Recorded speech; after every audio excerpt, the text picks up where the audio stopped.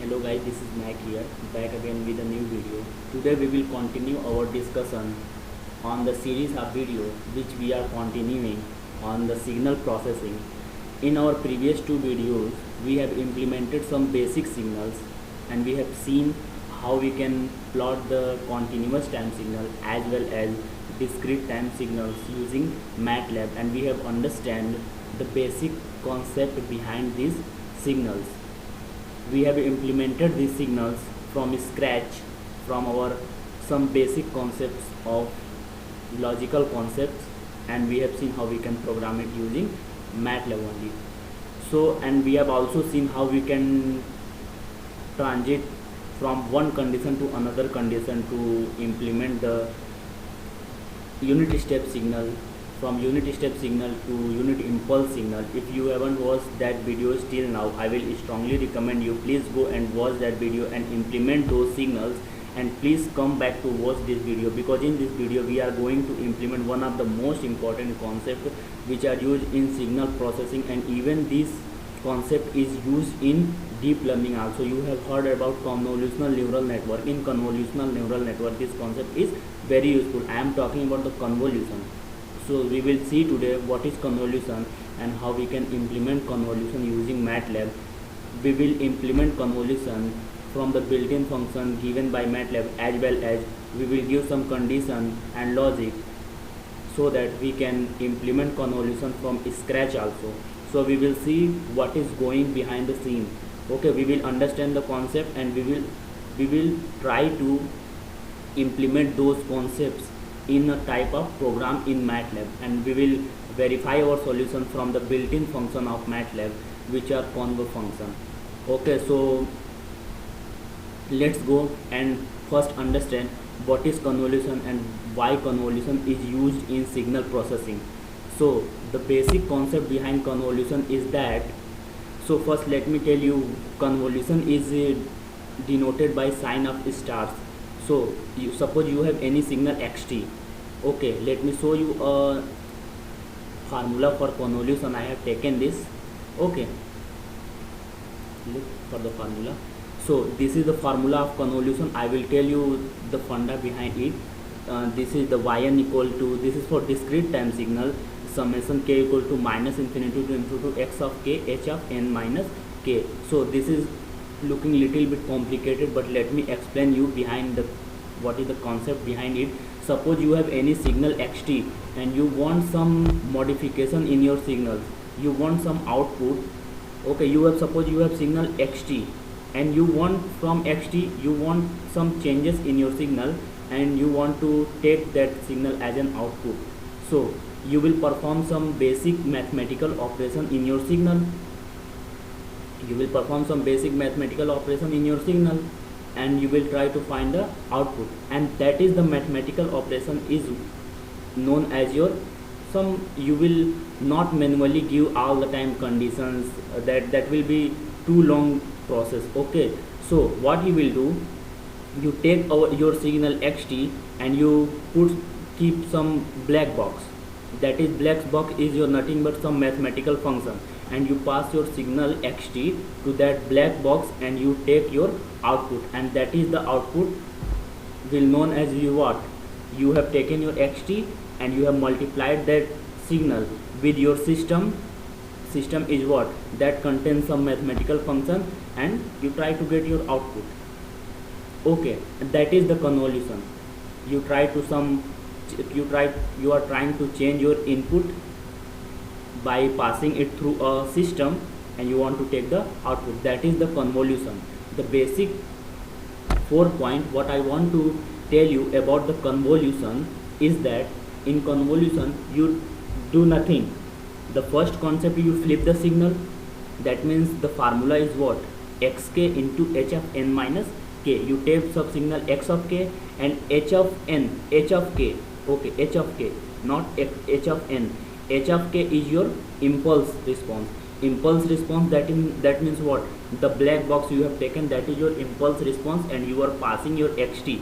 That means xt star sign, that is denoted for the convolution, into h of k. Okay, for discrete time signal you are taken as a sum. For continuous time signal you will take as an integral. I will show you for continuous time signal. Let's discuss is for discrete time signal. Okay, suppose you have some signal x of k and you want to convolute it with a system that is h of k. So what you will do, you will take x of k and first you have h of k, that means first the concept is first you will flip the signal. That means from h of k you will make it h of minus k. The first point is what, you will flip the signal. After flipping it you will shift it. That means look it here, it is h of n minus k. So we can write it h of minus k plus n. H of minus k, that means what, that is flipped, that is flipped of h of k. H of k will be flipped as h of minus k, then minus k plus n. That means we have to shift it into the right direction. Okay, the first point is what, flip, then second point is shift, and then we will multiply it. Matlab means each hk will be multiplied with x of k. That means each impulse response for individual value will be multiplied with individual value of input. That means flip, shift, then multiply, and after multiplying the signal we will add it. These are the 4 points that is very important in convolution, and this is the basic formula for convolution, that is x of k, h of n minus k. These are the 4 points we used to do in these signals: flip, shift, multiply and add.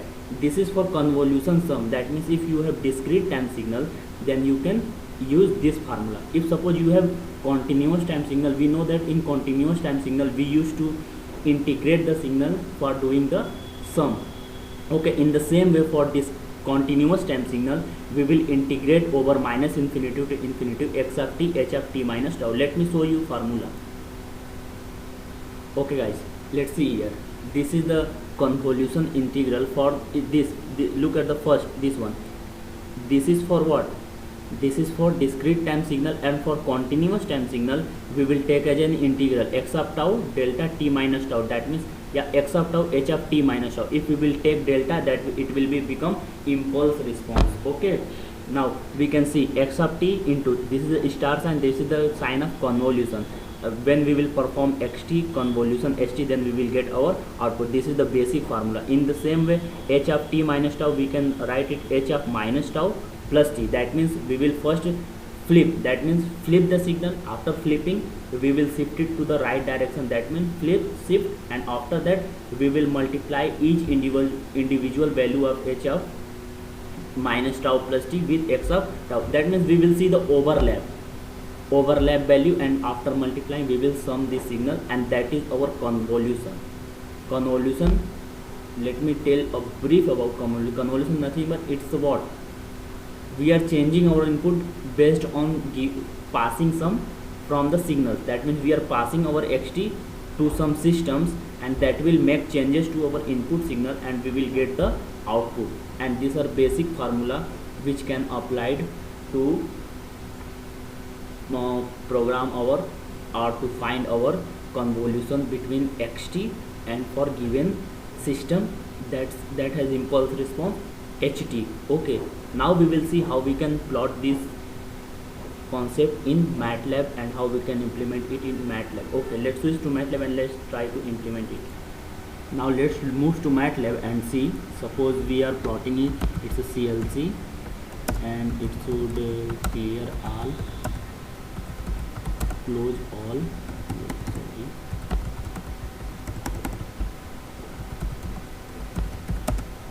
close all. Now we will take some example signal. We will say 1 2 3 4. We are taking a discrete time signal, discrete signals. Okay, or suppose we have our impulse system response on 3 4 3 4, and we have to find a convolution for these two. I didn't go deep down into the concept because basically you know what is convolution, so we will see how we can implement it using MATLAB. Okay, I have explained you what is the concept behind it. We have to flip, shift, multiply and add. These are the 4 key points which are used in convolution. Okay, you have watched many videos, many tutorials, many PDFs you have studied about the convolution, you basically know what is convolution. Okay, and also I have given you a brief idea about convolution. So let's implement it. I have taken these signals x and h, and we want to pass this 1 2 3 from the system that has response 3 4 3 4. We will, this is discrete time, discrete signal. Okay, and if we will write in the form of equation, then we will see its performance. Okay, we will plot it and see its type also. Okay, and we want output, and what type of output we want? In time domain we have to perform the convolution. Okay, now let's see how we can do it. And let's suppose we are gathering the length of both the signals, length of x, and suppose L2 equal to length of, that is the length of h, that is the, we have taken the length of both the signals, and the output length of the signal. And please note this point, this is the most important point. The final length of the signal is the L1 plus L2 minus 1. Suppose length of the signal is, length of signal x is 4 and length of signal h is 4. That means the final length of output will be what? 4 plus 4, 8 minus 1, that means 7. Remember this point, this is the basic point. Okay, and it will be, it is universal. Suppose it is universal, that the final output will be the length of both the signals minus 1. Okay, now let's, for k equal to 1 to L, let's take a vector and initialize it with 0. After initializing with it 0, because we want to store our final output in P of k, so I am taking it as a 0. Okay, you can leave it also, but for my convenience I am taking. Now what we will do, if the length of signal is not equal, because the length of both the signal must be equal, yeah, must not be equal, let's see, must not be equal. But what we will do, it is not must that the length should be equal also. Okay, so what we will do, we will, if the length will not be equal to, if x, length of x will not be equal to length of h, then what we will do, we will make its length equal. Okay, how we will make the length equal? By padding the zeros. Okay, and see how we will pad zeros in MATLAB. X comma zeros 1 comma L. Okay, and I am doing it because I want to make length of both the signal equal. Okay, now x12 for h,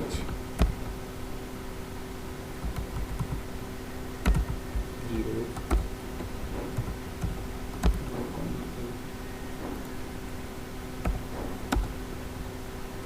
now this is our main conditions and loop which I am giving right now. We will take two loops. Suppose j equal to 1 to I, because indexing in MATLAB, I have already told you, indexing in MATLAB start from 1. So 0, if you will give 0, it will throw error. So, and main, our vector p, we are storing all the value in p. Okay, what we will see, p of I, because we have initialized it at 0 p, we have initialized p at 0 because we want to store the sum in p. If you suppose if you are doing programming, you see what you used to do, you initialize any sum equal to 0, then you used to take sum equal to sum plus something, and that is the concept behind this also. So I hope you get it. Okay, now what we will do, we will store the sum in p of I for individual multiplication of signals. That means what I have said, we will flip, shift, multiply and add. Okay, now it will multiply with each other. Okay, so we will implement our basic formula what I have shown you, x of k h of n minus k. Okay, our x of k is now x11 of x11 is our x, because we want to make the length of both the signal equal. That's why I have padded 0. So our x is now x11 and h is our x12. Please remember it. X of j, now we want to multiply it, x of 1 2, and that will be I minus j plus 1. Okay, and that is done. Plus 1, yeah, x of k is into h of n minus k, and that what the formula I have implemented here. Look for the formula, x of k into h of n minus k, and that is the main logic I have implemented there. So if you will see, you will get it. Now let's see the result, what we are getting. Let me run it, and we will see first output and we will verify it. Okay, this is our output. First we will verify the length. 1 2 3 4 5 6 7. Yeah, what I have told you, its length, final output length should be what? L1 plus L2 minus 1. That means its length should be 7, and length is 7. Okay, what I will strongly recommend you, please take these two signals and solve it on your copy and see the result if it is giving correctly or not. This is the implementation of convolution from scratch in MATLAB. Now what I will show you, how you can do it using MATLAB in 2 line of code, and that is from the built-in function, and we will verify if we are getting the same output from built-in function or not. Okay, so we will say it, let me display it, we will say it without built-in function.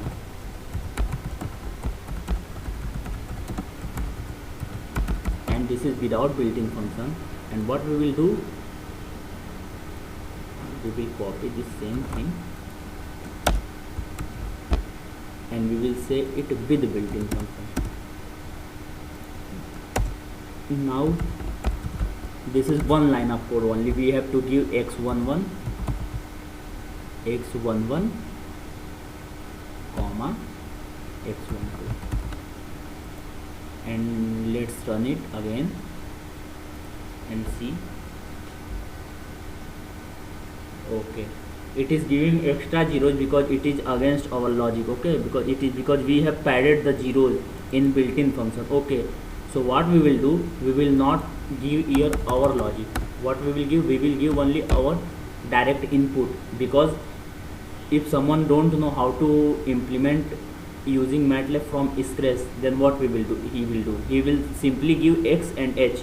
He will not pad 0 as we have padded the 0. So that's why extra 0 is giving here.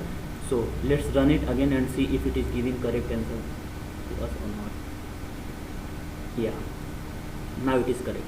Okay, compare without built-in function what we have implemented, it 3 10 20, and with built-in function this means the output is correct. We have implemented it successfully.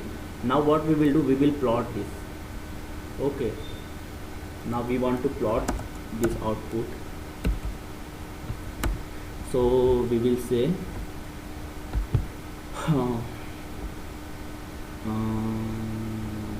subplot 2 to 1, and we will say stem because this is our discrete signals, and we will plot x stem subplot 2 to 2, and we will plot system response h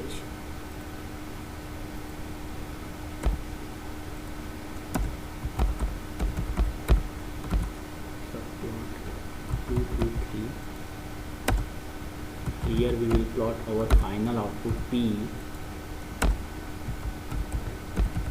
subplot 2 to 4, and we will store the result of convolution in p1, and we will say here we will plot stem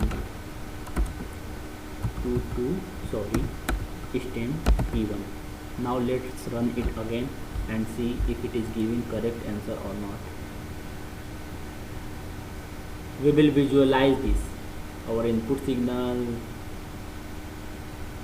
system response, output signal without built-in function and with built-in function, because after implementing the logic, we want to see, visualize it.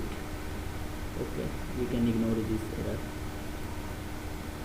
Okay, it is taking little bit time because I'm using online. Yeah, that is our output. We can see our input signal is 1 to 4, output signal is okay. Yeah, we have to see the out here. Length is 4, its length is 4, we can see its value 4343. Okay, it is giving correctly, and this is our output. Okay, so I hope you got the basic idea behind convolution, and we have seen how we can implement it using MATLAB. What is the concept behind it, what is the 4 key point of MATLAB. Please like and subscribe my video, and please share the video. If you haven't watched my previous videos in which I have implemented basic signals using MATLAB, please go and watch that 2 videos, and please come back to watch this video. It will be very helpful to you. Thanks for watching the videos. Keep watching.